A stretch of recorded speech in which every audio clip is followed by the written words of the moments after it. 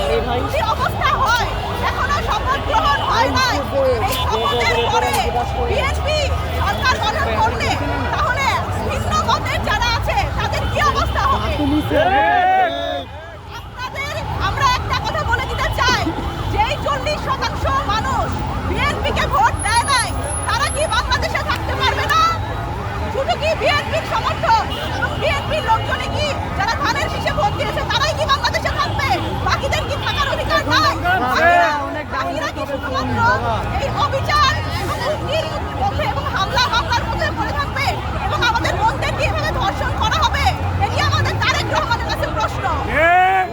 আমরা দেখেছি এর আগে বিভিন্ন চাঁদাবাজির সাথে জড়িত বিএনপি নেতাকর্মীদের বিভিন্ন সময় তারা বহিষ্কারের নাটক করেছে।